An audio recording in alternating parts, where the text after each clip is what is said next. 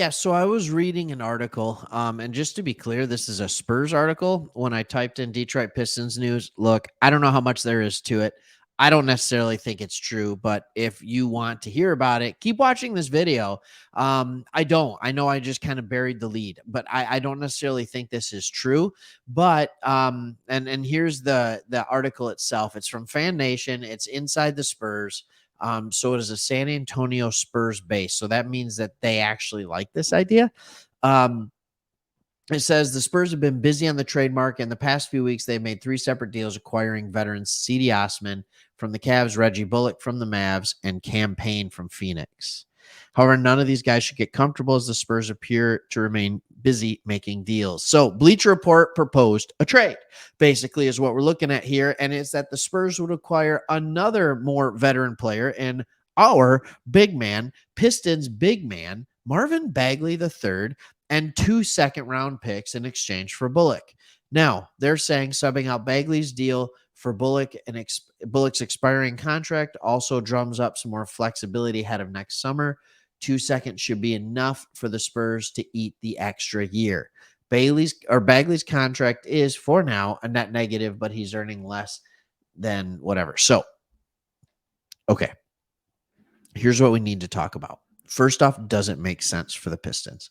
They went on in the article to talk about how maybe it's not Bagley, maybe it's Alec Burks.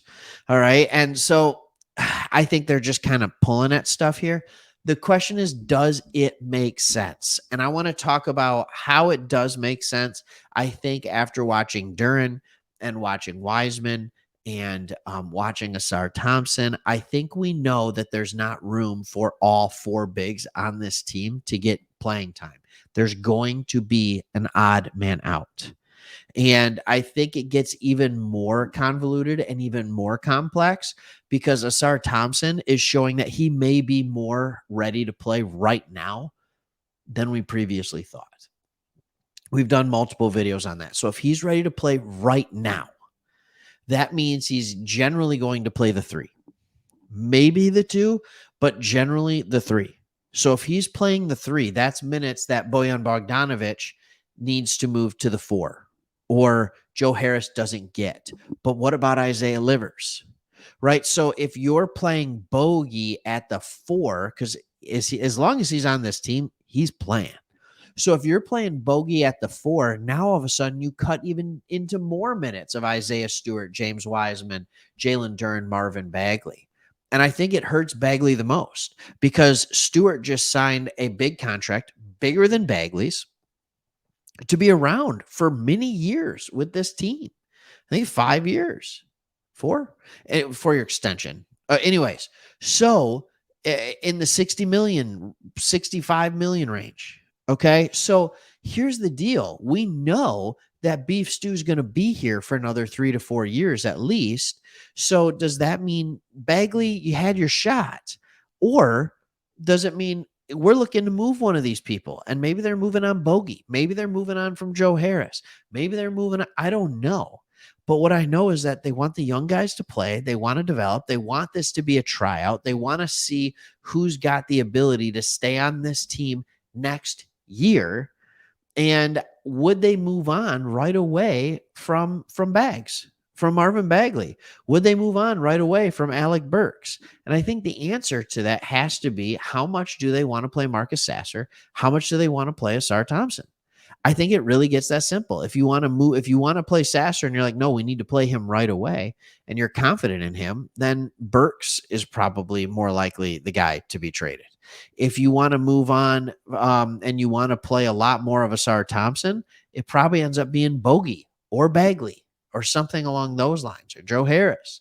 So this is a good problem to have, Pistons fans, like when you have a ton of depth in multiple spots. The question I have for all of you, feel free to leave it in the comments. Would you be happy trading Bagley away for 2 second-round picks? We already have, let's look at the cap situation here.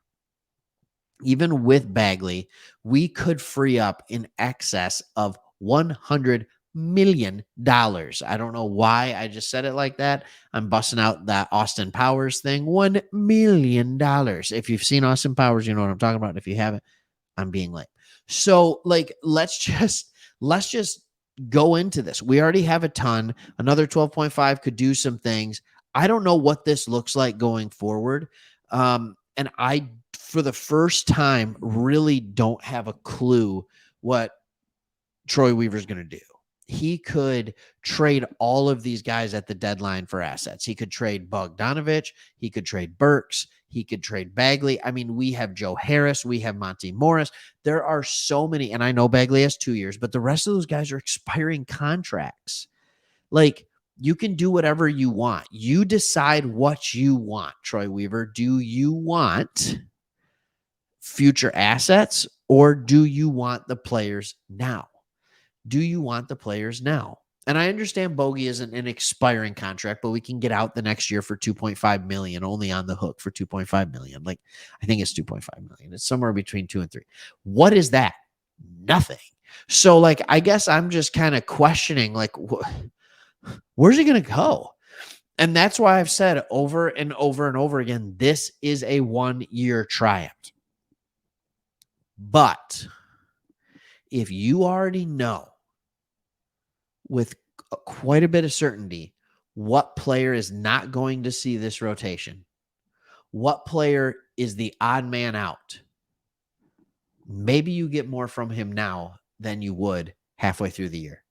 Because if Bagley is the odd man out, and they know Bagley is the odd man out, now injuries will probably happen. They do every year, it seems like. But if Bagley is the odd man out, is he going to be worth more now? Or is he going to be worth more at the trade deadline when he's barely played? If James Wiseman is the odd man out, is he worth more to trade now? Or is he worth more then? If Joe Harris is the odd man out, if Monty Morris is the odd man out, if fill in the player, when are they worth more? And then the second question you have to ask yourself is, are they worth enough in the first place? Like, are they worth enough? This is something that every team that is good has to deal with. I'm not saying we're good yet. Having too much depth. And people are like, well, somebody's going to be upset. Wiseman or Bagley, if they're not going to play, they're going to be upset because you know Stewart's going to play because he got paid. You know Duran's going to play because he's the youngest, brightest star in that front court. So one of these guys, it seems like, is not going to get the minutes that they want, and they're not going to be happy about it. And everybody's like, well, what are you going to do? So I got to trade one. There's always players who don't play on a team. When your player is good enough that when they're not playing, that you're like, oh man, I really wish they were playing and getting some playing time. That's a good thing. Like, that's a good thing. That's better than having a guy on the bench where you're like, I hope we never have to see that player. Like the Miami Heat were sending out some people, and even at times the Nuggets, who won an NBA championship, where you're like, they should not be on that floor right now. Like, they should not be on that floor. When Zeller's out there for Bam Adebayo, you're like, man, Miami, you should probably be able to do better at backup center. And so I'm not saying Zeller's terrible. That's not what I'm saying, but he's not good anymore. So, like, these are good problems to have. And sometimes just because you don't have minutes for all of them, it doesn't mean you just have to start trading them all away.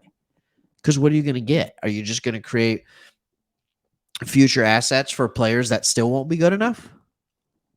Oh. Or are you going to get other players? Like, all right, so we get Bullock. Now what? So we get Reggie Bullock. He's sitting on the bench. Anyways. All right, that's all I got for you. Let me know what your thoughts are, and we'll see you on the next one. Go Pistons.